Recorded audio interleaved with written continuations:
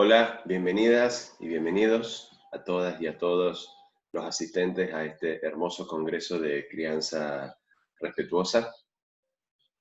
Para mí es un gusto muy grande poder estar acá y poder compartir con todos ustedes un poco de mi visión acerca de la parte que a mí me toca, que es la paternidad. Yo soy Fernando Avaro y soy psicólogo, terapeuta que trabajo desde las constelaciones familiares y desde la psicoterapia gestáltica. Y desde hace 20 años, más o menos, que es cuando realicé mi tesis de grado, comenzó mi inquietud sobre qué es ser hombre, qué es ser un varón, y en base a eso después desarrollé mi tesis, que fue sobre la condición masculina. Y desde hace unos 10 años, que es cuando me transformé en papá, también empezó una nueva inquietud que me sigue acompañando, que es sobre qué es ser papá, cómo ser papá. Así que, bueno, para mí, como decía recién, es un gusto muy grande poder estar hoy aquí y ojalá que lo que tengo para darles pueda ser bien recibido. Yo la ponencia de hoy la dividí fundamentalmente en tres ejes, que para mí es una manera de diferenciar los temas que quiero abordar. El primero es justamente la función paterna, para contarles un poco en qué consiste, cuál es mi visión al respecto y describir un poquito la parte que nos toca a los papás. El segundo eje es un eje que para mí atraviesa la totalidad de la vida y que es la coherencia, ¿sí? Tratar de ser una persona coherente, y hoy lo voy a sectorizar específicamente en relación a la crianza de los hijos y de las hijas. Y por último, algo que también me parece muy importante y que es cómo acompañar hoy en la crianza, rodeados de tanta tecnología, a nuestros hijos, a nuestras hijas, algunas precauciones, algunas reflexiones al respecto de este momento tan particular que ha sido absolutamente exacerbado con la pandemia, pero que no es una cuestión únicamente que podamos circunscribir a esto, ¿no? Sino que es algo que la trasciende y que la antecede. Así que bueno, empiezo contándoles algo que para mí es una joyita. Y es contarles que en Sudáfrica existe una etnia, ¿sí? Local, que son los zulúes. Y los zulúes tienen un ritual que es absolutamente maravilloso acerca de cómo recibir a un niño o una niña recién nacido. Y para este ritual, les cuento, se prepara la choza absolutamente para la ocasión, ¿sí? Se decora y se transforma el hábitat en lo que es directamente un altar predispuesto para esto. Y en este lugar van a estar únicamente, por supuesto, la mamá, el papá y la partera que asiste. Fuera de la choza queda el resto de la comunidad que está expectante y también al servicio de ser necesitados en caso de ayuda. Lo que sucede dentro, para mí, es un ejemplo muy claro, y por eso quiero contarlo hoy, de cuáles son los lugares en tanto la función paterna y la función materna también, por supuesto, que es absolutamente inseparable de una de la otra. Dentro de este ritual, el lugar prioritario, por supuesto, lo tiene la mamá, y el padre se encuentra detrás de ella, que está sentada o en cuclillas, ¿sí? Y el papá, y aquí empieza una de las palabras claves aquí, el padre se encuentra sosteniéndola, conteniéndola desde atrás y ayudándole a coordinar la respiración. En todo este trabajo previo, el padre ya viene desempeñando esta función, que es acompañar, sostener, mientras que la partera se encuentra aguardando la llegada del bebé. Cuando el bebé nace, quien lo toma, por supuesto, es la partera. El padre siempre se encuentra sosteniendo. ¿sí? Y acompañando. La partera toma al bebé y lo primero que hace es entregárselo a la mamá. La madre, por supuesto, sostiene al bebé y se lo coloca sobre el pecho. El padre observa y sigue sosteniendo. En este tiempo se espera a que el cordón umbilical deje de latir para recién allí cortar y separarlo de la placenta.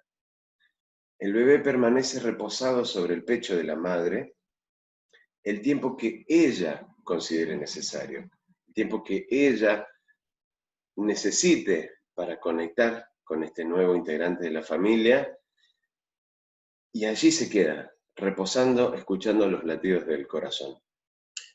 Cuando la madre así lo dispone, es la mamá quien toma al bebé y se lo pasa a su compañero, a su papá. El padre toma al niño, a la niña recién nacido,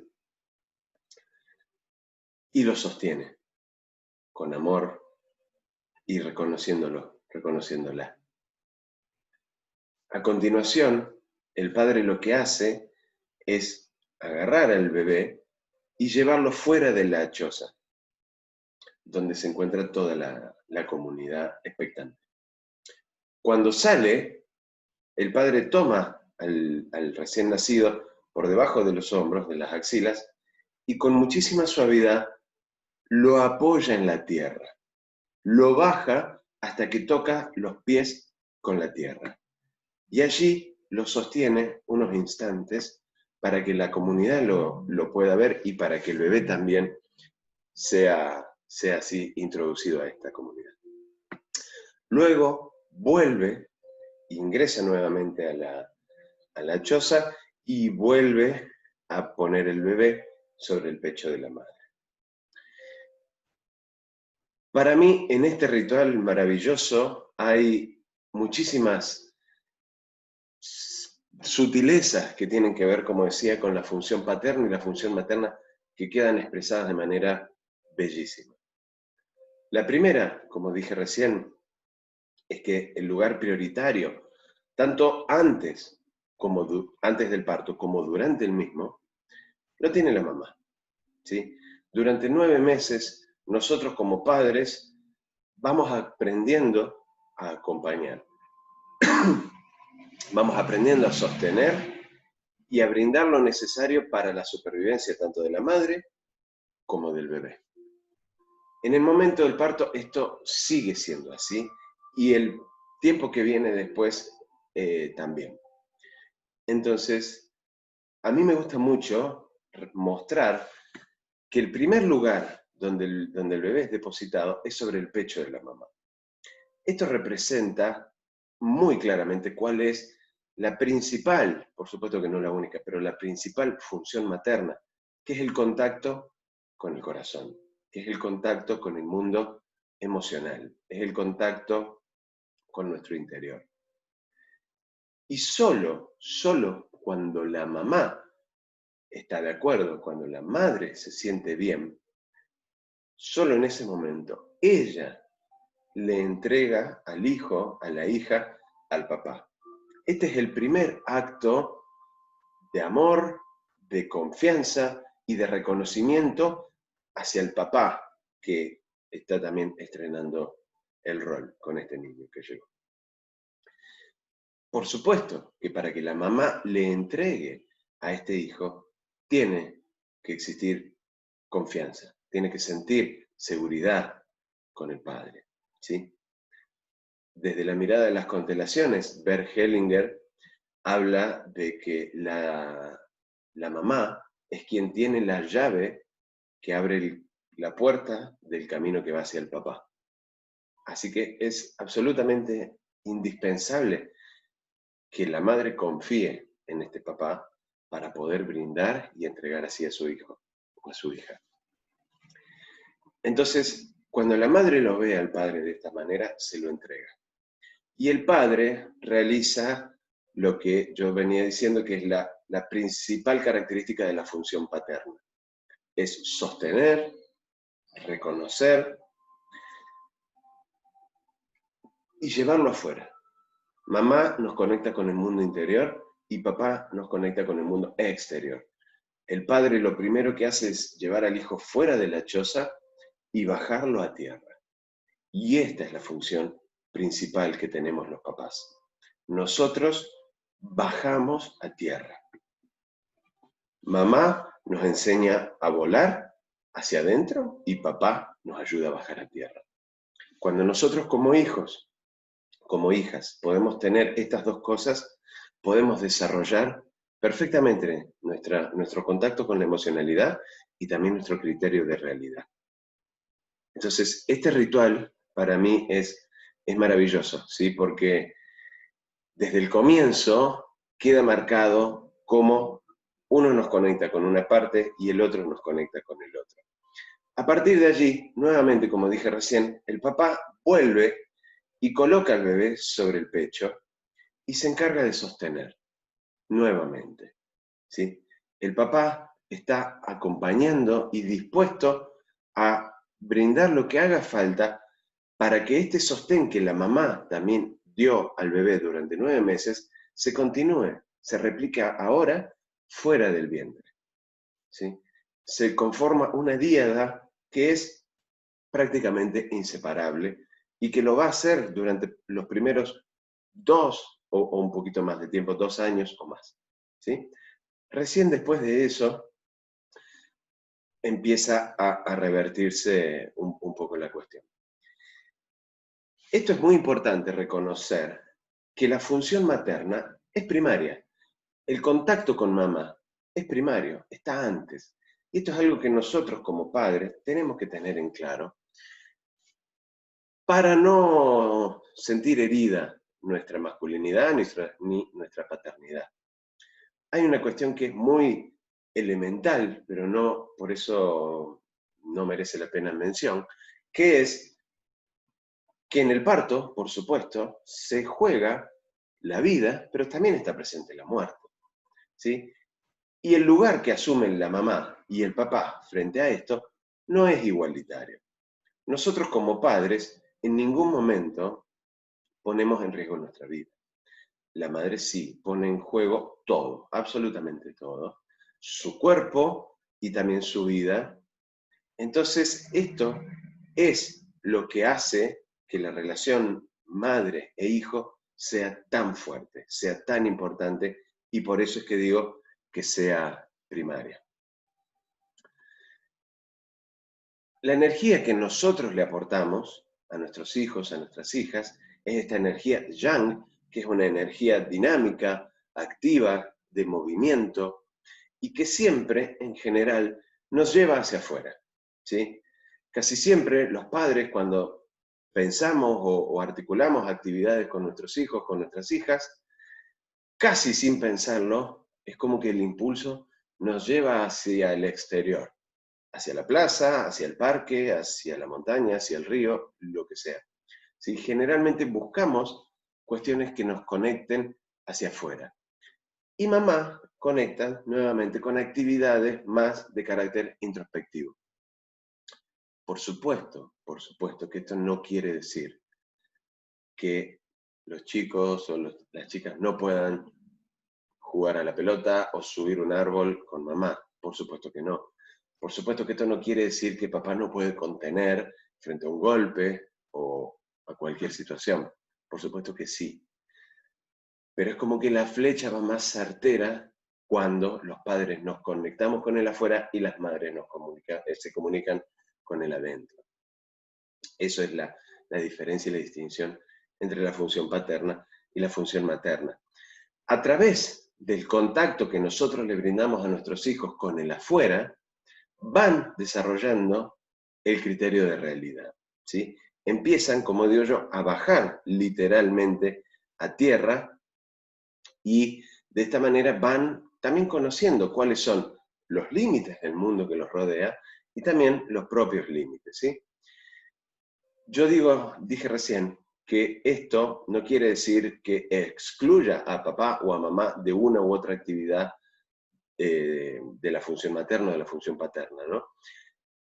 Y me van a escuchar siempre hablar de que la paternidad y la maternidad no son un ejercicio de competencia o de exclusión del otro, ¿sí? Nuestros hijos, nuestras hijas, son el fruto de la unión de ambos y por lo tanto nos necesitan a ambos.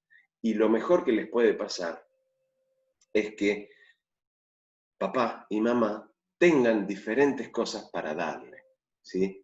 La idea de que el otro o la otra no hace bien su papel porque no le da lo mismo que le doy yo, es equivocada, porque justamente nadie tiene lo mismo para dar que el otro. Entonces, cuando nosotros podemos brindarle a nuestros hijos lo que tenemos y el otro también, o la otra también, ellos se ven enriquecidos, ¿sí? Nuestros hijos van armando, yo digo siempre, su cajita de herramientas más nutrida. Entonces, no se trata de una competencia, sino se trata de una cooperación, una cooperatividad y un reconocimiento mutuo, ¿sí?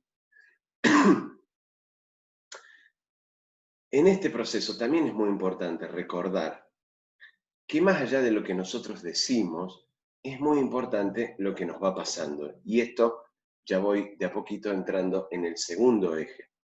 ¿Por qué? Porque siempre, siempre nosotros debemos tener presente que nosotros podemos enseñar lo que decimos, ¿sí? Lo que transmitimos oral o verbalmente. Pero contagiamos solo lo que vivimos, ¿sí? Yo puedo decir lo que sé, pero contagio lo que vivo. Y esto es muy importante, porque nos pone a nosotros en un lugar de reconocernos que somos el tamiz por el que se filtra la visión que nuestros hijos van a tener de la realidad. Sobre todo, por supuesto, en la primera infancia, ¿sí? Entonces, el mundo no tanto es como nosotros le decimos, sino como nosotros lo vivimos, ¿sí?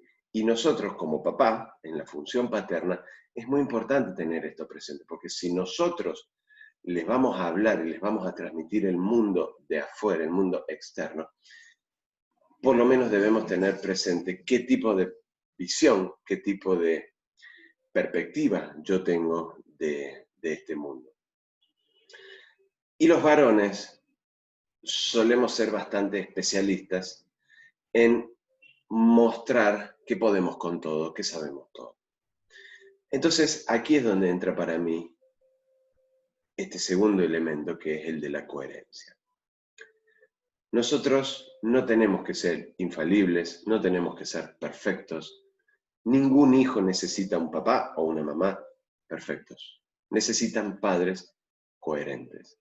¿Qué quiere decir coherentes? Bueno, la coherencia personal generalmente nosotros la definimos como, bueno, el equilibrio o la sintonía entre lo que yo pienso, entre lo que digo y lo que hago, también en conjunto con lo que siento. Dentro de la paternidad, para mí la coherencia, o de la maternidad por supuesto, la coherencia consiste en mostrar lo que me pasa, mostrarme de manera transparente.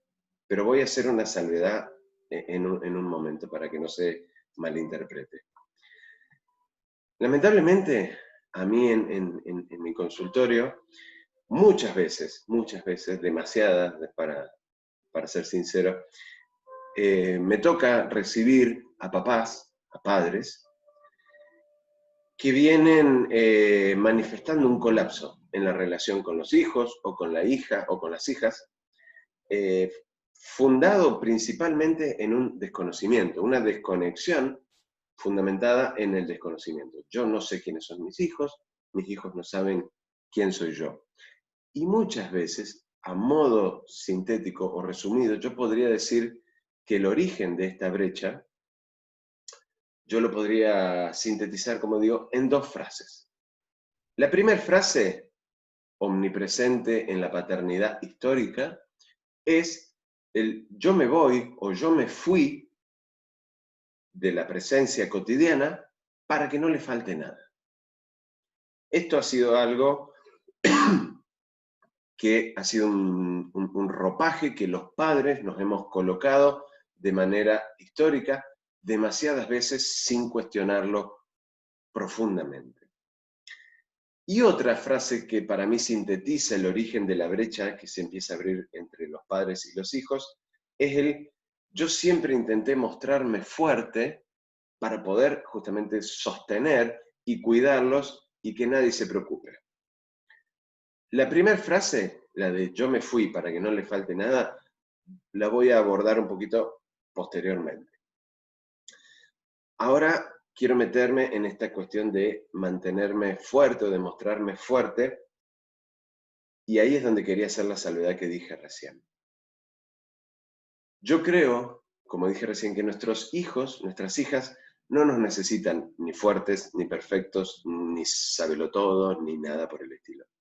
Nos necesitan coherentes, una vez más, y poder unir lo que nosotros les decimos con lo que ellos ven o perciben. Los niños, las niñas, sobre todo en la primera infancia, son profundamente intuitivos, fundamentalmente intuitivos. Luego, con el proceso de socialización y la educación formal, etcétera, etcétera, como pasa en la mayoría de los casos, se va atrofiando esta intuición y se le va dando mayor lugar a la racionalidad. Pero en la primera infancia son pura intuición. Entonces, esto que yo digo no es, ojo, no es una invitación a tomar a nuestros hijos como confidentes, como pares, a quienes les contamos todo lo que nos pasa y encontramos en ellos el acompañamiento o el consuelo necesario para sentirnos bien, o hasta la actitud empática de sentirnos que nos entienden. No. Para mí la invitación es a mostrarnos, sobre todo los papás por toda la cuestión del egocentrismo masculino y la masculinidad muchas veces tan sensible, tan frágil, es mostrarnos limitados, pero limitados en el buen sentido de la palabra. ¿Qué quiere decir para mí? Bueno, blanquear a nuestros hijos, a nuestras hijas, que hay cosas que no sabemos, blanquear que no podemos, blanquear que me siento mal, blanquear que no sé qué hacer, blanquear que estoy angustiado, blanquear que hay algo que está pasando y que me preocupa y que no lo sé resolver, blanquear que me está atravesando el miedo por alguna cuestión en particular. Pero es solamente eso, es decirle qué es lo que me está pasando. De ningún modo, nuestros hijos, nuestras hijas necesitan conocer el detalle o el trasfondo de lo que nos pasa o las causas de lo que nos pasa. No. Y mucho menos cuando involucra al papá o a la mamá, porque esto también tiene que ver con las madres. Entonces, no. Solamente, esto lo digo porque pienso a veces que me cuentan, ¿no? Que los niños o las niñas les preguntan a los padres cuando los ven con los ojos llorosos, les preguntan: ¿qué te pasa, papá? ¿Qué te pasa, mamá? Y muchas veces la respuesta es: me entró tierra, me entró un polvito, no, nada, es que no sé qué. Y es tomarlo un poco por sonsos a los niños. Y ahí es donde la inconsistencia queda registrada. Porque de acuerdo a la edad y al desarrollo cognitivo que tengan los chicos, bueno, ellos van a elaborar una conclusión de qué es lo que nosotros le estamos diciendo o qué es lo que perciben. Pero si ellos ven una cosa y desde la intuición y desde las vísceras sienten que nosotros no estamos bien, pero nosotros no le avalamos esa mirada, esa visión, les estamos generando una confusión. Ese es el problema. Y el problema es que en la primera infancia los niños son fundamentalmente exploradores tanto de la afuera como de la adentro. ¿Sí? Nosotros fallamos en la educación emocional de nuestros hijos y de nuestras hijas si no les enseñamos a poner en palabra las emociones y las situaciones que van atravesando. Muchas veces esta actitud es sostenida con la mejor de las intenciones que como dije antes, es mantenerme fuerte para cuidarlos, para no preocuparlos, para que para que no afectarlos con lo que a mí me pasa. Pero la contracara es esto. La contracara es que ellos perciben otra cosa y que nosotros no se lo avalemos, les genera confusión. Y por lo tanto, también les estamos enseñando, les estamos transmitiendo que no hay que hablar de lo que pasa. Que cuando hay situaciones que nos preocupan o que nos desbordan o situaciones que por algún motivo nos superan, que no sabemos cómo manejarla, hay que tapar y meterlo debajo de la alfombra. Entonces, esto es muy importante, porque, repito, sobre todo en la primera infancia, es el momento donde la educación emocional de los chicos empieza a construir los cimientos. Y si allí nosotros los empezamos a desacreditar, bueno, no es una sorpresa que después, cuando pase la infancia y empiece a llegar la preadolescencia o la adolescencia, nuestros hijos, nuestras hijas, elijan no contarnos las cosas que le pasan, porque han tenido una escuela, ¿sí? Una escuela en la casa me refiero, ¿no? Donde no se habla de ciertas cosas, donde determinadas emociones no se muestran porque siempre hay que estar bien, o porque siempre hay que decir que está todo de determinada manera, o hay situaciones que de eso, como digo, no se habla. Entonces, llega la adolescencia y algo que uno escucha permanentemente es: yo no sé quiénes son mis hijos, no me cuentan, no sé qué les pasa. La paradoja, pero no voy a entrar allí, es que muchas veces los adolescentes, hijos de estos padres, dicen lo mismo de ellos. Mis padres no me conocen. Y los padres preocupados porque dicen: yo no conozco a mis hijos. Y ahí hay un desencuentro. Pero ahora estamos hablando de la infancia. Entonces, para mí, como dije recién, no es una invitación a tomar a nuestros hijos como confidentes, sentarlos al lado y decirles: mira, me pasa todo esto y no sabés, por introducirlos a cosas que lo superan. No, no. Pero simplemente poder ayudarles a poner en palabras emociones y poder ayudarlos y ayudarlas a decir: bueno, estoy mal, estoy angustiado, estoy cansado, etcétera, ¿sí? Y vos no te preocupes, vos no necesitas saber por qué, no necesitas ocuparte de nada, simplemente yo te transmito que me pasa esto y eso me humaniza, me muestra, como digo, limitado, pero como dije antes, en el buen sentido de la palabra, me muestra conocedor de mis límites. Todos tenemos límites, ¿sí? Y eso también es una enseñanza importante para transmitirle a ellos.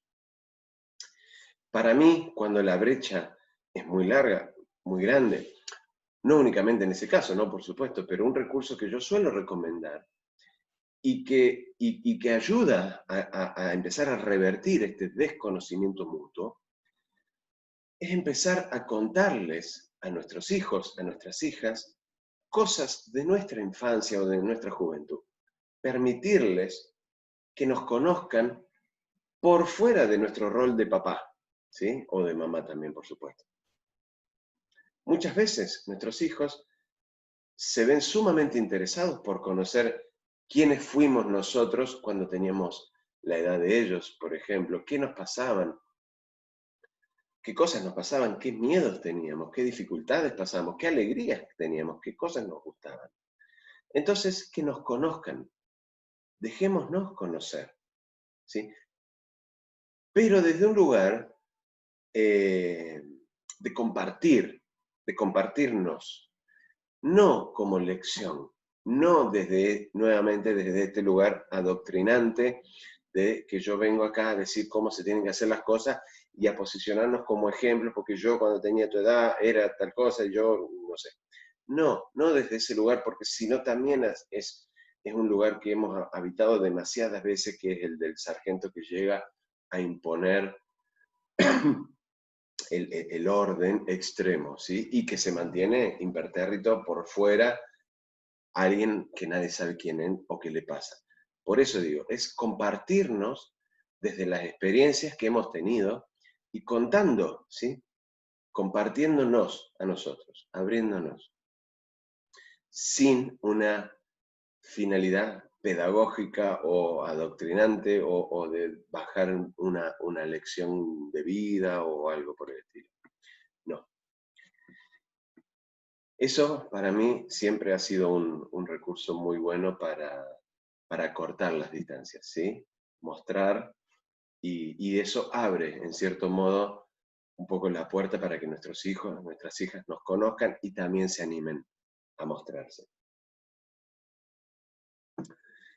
Quiero retomar ahora, porque merece también mención especial, esta otra frase que yo hablaba antes de este segundo eje, que es el de la coherencia, y es esta multireproducida oración, sentencia de yo me voy o yo me fui, para que a ustedes no les falte nada. Bueno, lamentablemente, demasiados hijos, demasiadas hijas a lo largo del mundo, en la historia de la humanidad, han estado cubiertos de elementos, de millones de cosas, pero se han visto sin un papá. Han tenido todo menos un padre. Muchas veces yo siento que somos los padres en general demasiado tibios respecto a los cuestionamientos de este lugar. Yo soy absolutamente consciente y a mí es una cuestión que también me atraviesa, me ha atravesado puntualmente y he tomado decisiones laborales en base a esto, cambiado muchas cosas, porque no es fácil, no es sencillo salirse de este lugar tan común y tan habitado, ¿sí? Pero creo que hemos sido, a nivel general, demasiado tibios al respecto de cuestionar esto. Muchas veces me toca escuchar a papás que cuando los hijos ya son un poco más grandes, ¿sí? Nuevamente entrando en la juventud o en la adolescencia, sienten una angustia tan grande, pero esa angustia se empieza a camuflar un poco y aparece la queja o el reclamo, porque resulta que mis hijos o mis hijas solamente vienen a buscarme cuando necesitan plata, cuando necesitan dinero para comprar algo o para pedirme directamente que necesitan algo que yo les compre. Y no nos damos cuenta que ese ha sido muchas veces un lugar que hemos nosotros, a través de este enunciado que digo, hemos ratificado. Yo me voy y lo que queda en mi lugar es el dinero que yo traigo para que no le falte nada. Repito, yo sé que esto es una cinta de Moebius, esta cinta que es como un infinito, del que no es sencillo salir. No creo, honestamente, que sea un lugar del que los padres podamos salir solos, ¿sí? Creo que necesitamos de un acompañamiento familiar, ¿sí? De la pareja o de la madre de nuestros hijos, en caso de no estar juntos, porque bueno, habrá que tener un diálogo adulto y lograr acuerdos acerca de la manera en que esto se puede sostener, que nos permita a nosotros empezar a quedarnos más, de manera elegida, ¿sí? No impuesta. Para mí, una de las grandes deudas de la paternidad con la humanidad es esa, es la presencia. Pero la presencia amorosa, elegida y sostenida, ¿sí? No impuesta. Entonces, bueno, me parece que es ese el camino. Un poco animarnos, los papás, por lo menos a plantear lo que nos pasa cuando no podemos salir. Yo siempre recuerdo y siempre cuento que en uno de nuestros encuentros circulares de padres, en muchos casos emergían cosas que los padres decían, bueno, yo no puedo hablar de esto en ningún lado, no puedo, ¿no? Este mandato de mantenerse fuerte, no puedo mostrar esto. Y siempre me acuerdo de un ejemplo que surgió hace un tiempo, de un papá primerizo, que tenía un bebé que estaba alrededor de los 9, 10 meses de vida, y este papá se sentía profundamente dolido porque se iba todos los días a la mañana temprano y volvía a la noche. Y él decía, yo me estoy perdiendo el crecimiento de mi hijo, porque yo me voy y mi hijo duerme, yo vuelvo y mi hijo duerme. Y todos los días, imagínense, ya sabemos a esa edad, todos los días nuestros hijos van cambiando muchísimo. Entonces, a veces, aunque sea, es animarnos a plantear, y sobre todo a la mamá o a la compañera, ¿qué nos pasa con esto? Porque de nuevo, nuevamente el mandato de que, bueno, nos pasan un montón de cosas, pero que no se note, porque resulta que tenemos que estar así, tipo robot productivos, que no sienten nada, es muy pesado, es muy pesado. Entonces, aunque sea manifestar abre la cancha y nos abre a nosotros, abre el corazón para poner sobre la mesa y decir, me está pasando esto y no sé cómo se resuelve, pero por favor abordémoslo, porque yo quiero estar. Así que esa es para mí la invitación en este segundo eje de la coherencia. De nuevo, es mostrar lo que nos pasa. Bien.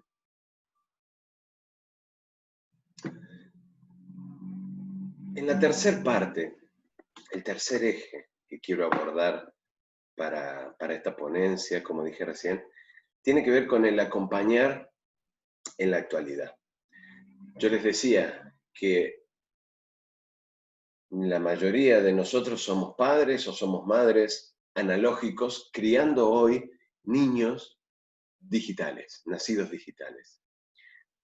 Hay un autor que se llama Santiago Bilinkis que hace una investigación exhaustiva sobre esta temática y yo quiero resaltar algunos puntos porque él trae muchas estadísticas que para mí son alarmantes, ¿no?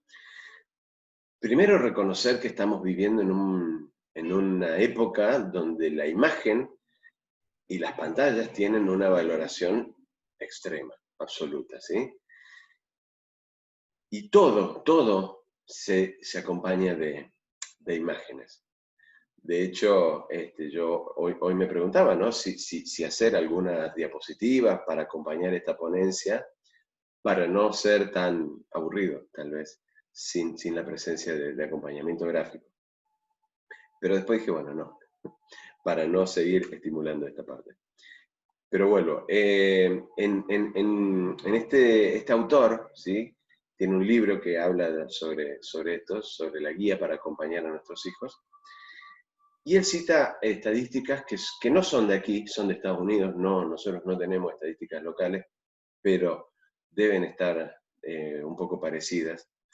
Y él menciona que en Estados Unidos el 90% de los niños y niñas menores a 2 años,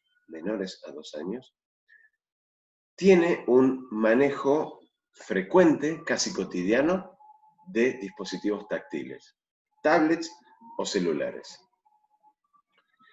Y además que 1 de cada 3 bebés empieza a manejar pantallas antes que caminar. Repito, no son estadísticas de aquí, acá por cuestiones socioeconómicas seguramente los números cambien un poco, pero no creo que esto se aleje demasiado. De todos modos, este es un fenómeno absolutamente globalizado, y para mí no es casual que sea un fenómeno globalizado. En primera instancia, porque responde a un diseño de los dispositivos móviles y de las aplicaciones que están armadas estratégicamente para generar adicción o para generar cada vez mayor dificultad para poder soltarlo, ¿sí? Hay infinidad de elementos que mantienen a los niños y a los adultos cautivos frente a la pantalla.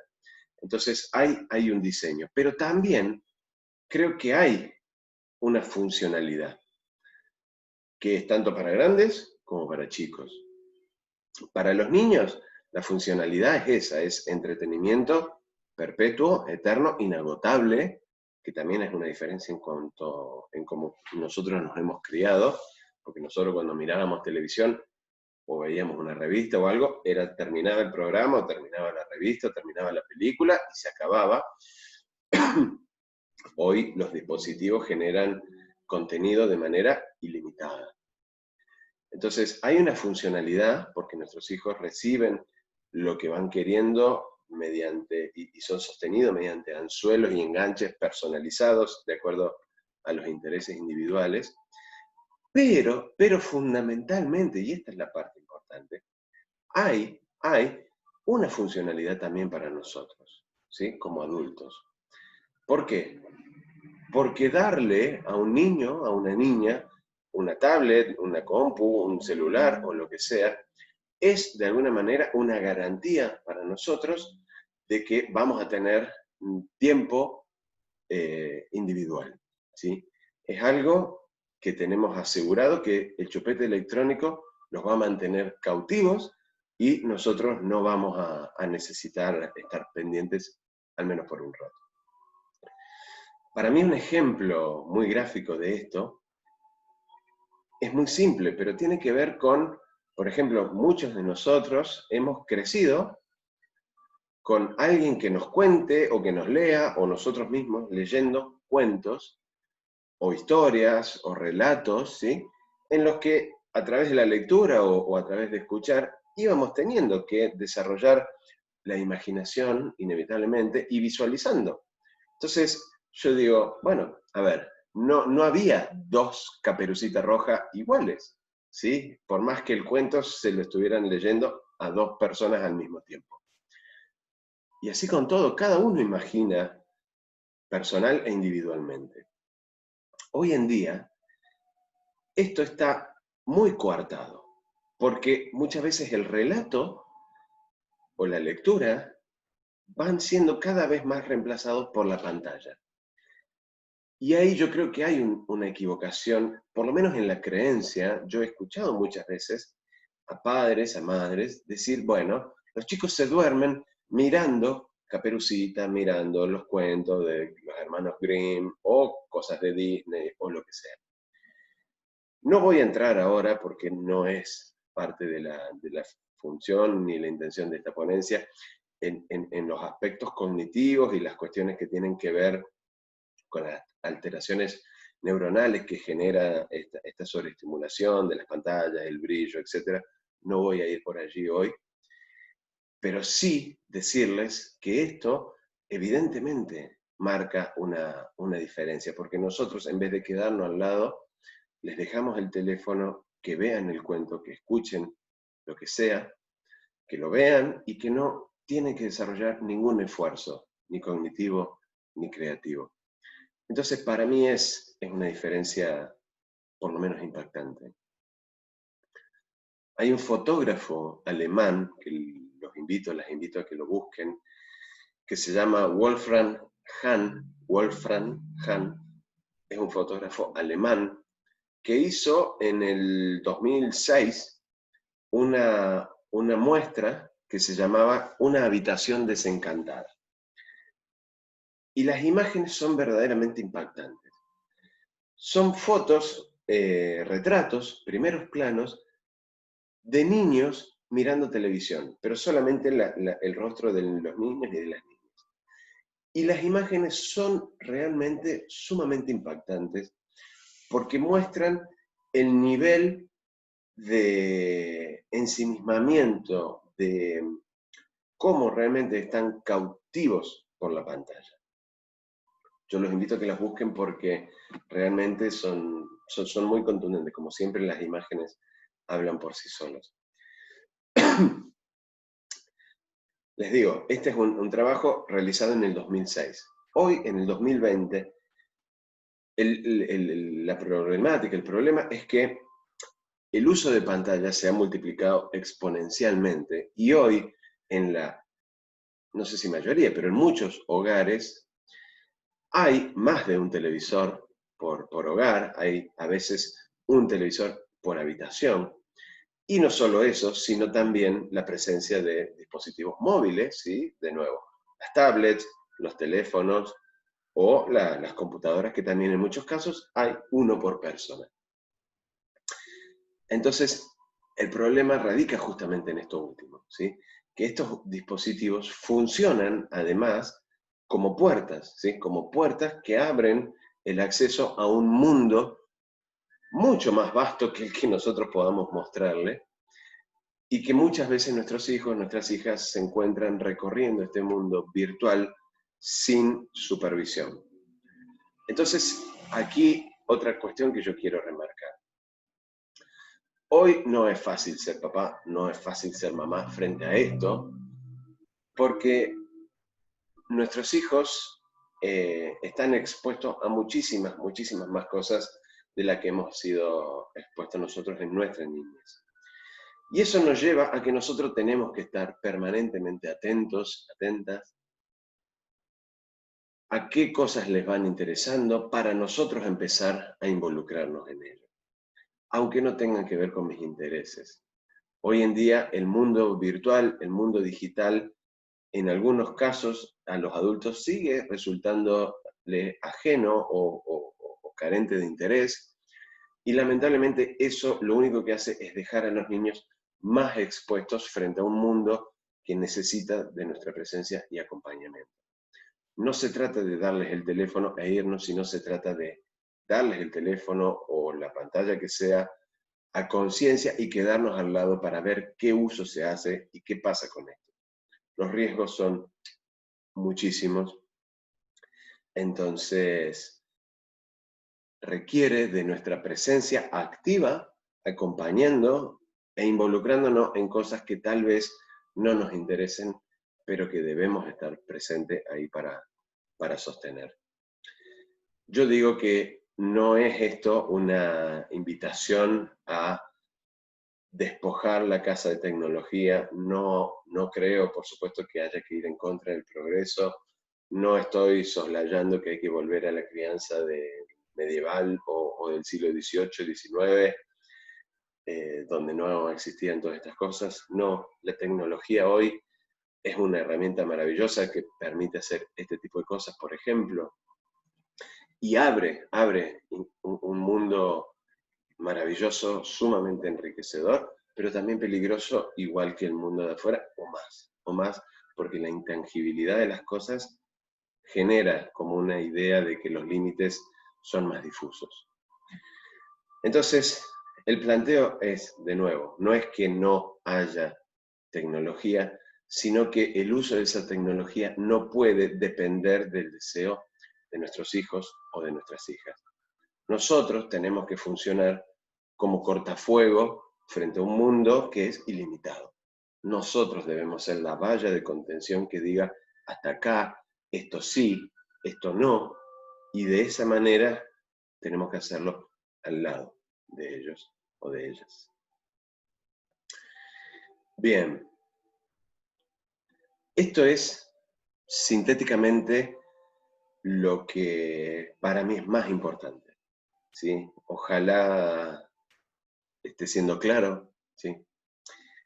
Porque creo que hoy realmente ser papá, ser mamá, es muy difícil, es muy difícil por la absoluta demanda que tenemos nosotros, la absoluta demanda a la que son expuestos nuestros hijos, nuestras hijas, y donde nunca ha habido tantos frentes abiertos al mismo tiempo. Por eso es que, y ya para ir cerrando esta ponencia, yo quiero una vez más, reforzar este concepto de que la crianza de nuestros hijos es una tarea conjunta. Es una tarea conjunta, donde papá y donde mamá trabajamos cooperativamente, reconociéndonos mutuamente, sabiendo cuáles son los límites propios, los límites del otro o de la otra, y trabajamos bajando una misma línea y en un objetivo común, dándole, como dije antes, diferentes cosas a nuestros hijos, a nuestras hijas, porque no somos iguales. Y para ello, de nuevo, tenemos que mirar al otro respetuosamente, reconociéndolo, reconociéndola, sabiendo que nuestros hijos y nuestras hijas son el fruto del encuentro de ambos, aunque no estemos juntos, aunque no nos amemos, no importa. Cuando el sos igual a tu padre, sos igual a tu madre, es un mecanismo de ataque, de reproche,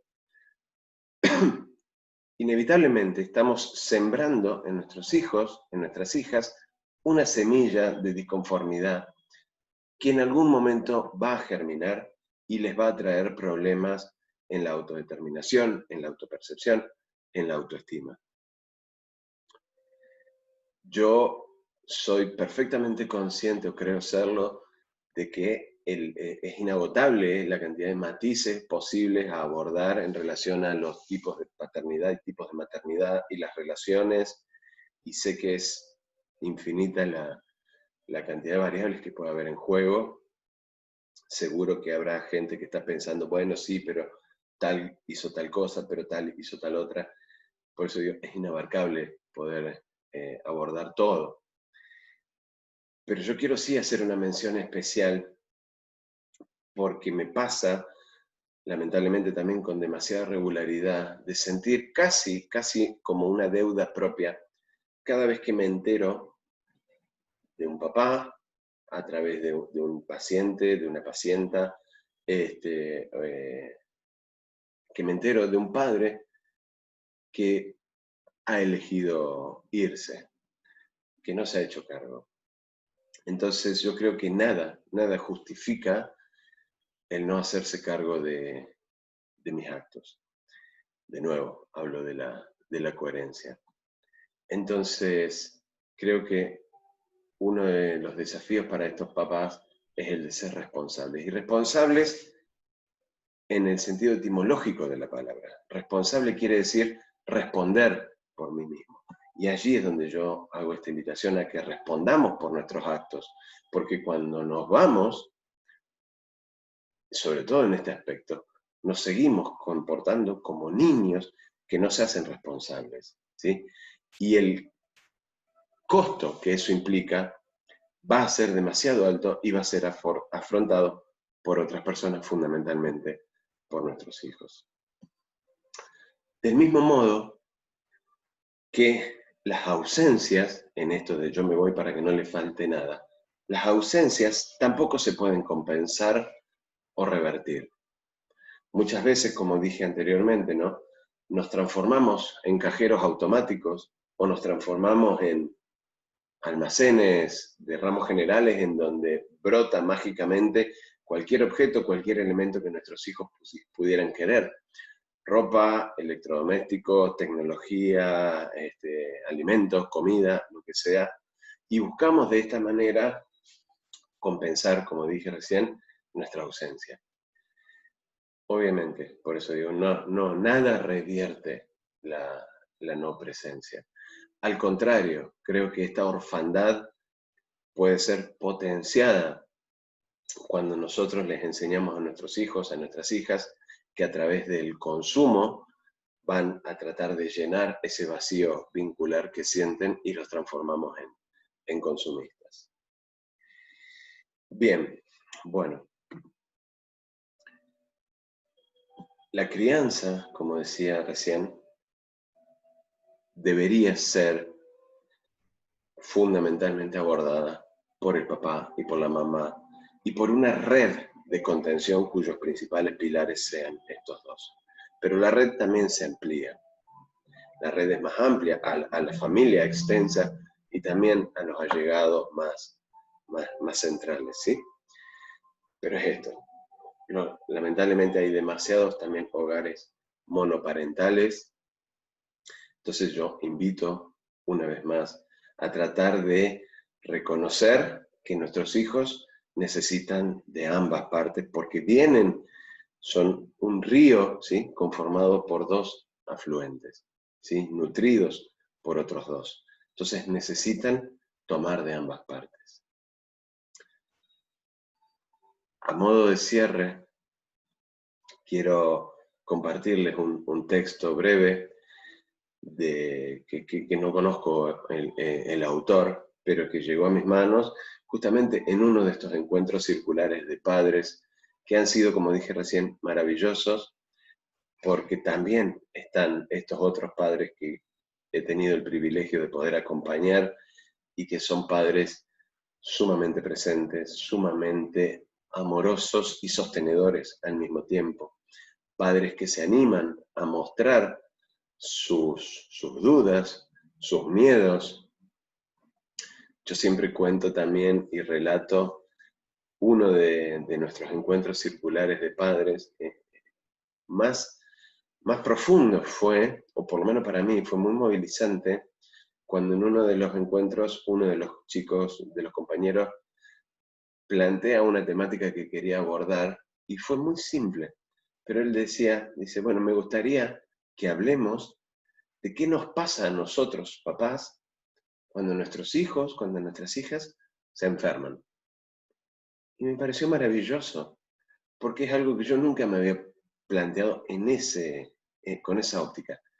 Los miedos, las angustias, todo lo que nos atraviesa cuando nuestros hijos se enferman y nuevamente emergen todas estas cuestiones de que nosotros tenemos que estar fuertes para sostener y no podemos mostrar cosas. Entonces, estos círculos, estos espacios son sumamente necesarios, ¿sí? Ojalá se sigan multiplicando espacios de encuentro de hombres sin hijos o con hijos para que nos animemos a poner sobre la mesa nuestros corazones, ¿sí? Quitémonos nuestras armaduras, nuestros escudos y empecemos a decir y a mostrar lo que nos pasa cuando nos quedamos. Así que bueno, les quiero leer este texto que les decía, no conozco el autor o la autora, imagino que es un papá, porque dice, un padre es un viajero que libre y feliz elige quedarse. Podría salir por la puerta en dirección al otro lado del mundo, pero elijo quedarme. Podría continuar la heroica ascensión hacia mi privado Everest, pero decido quedarme. Podría salir de casa con mi jauría de malditos duendes, pero decido quedarme.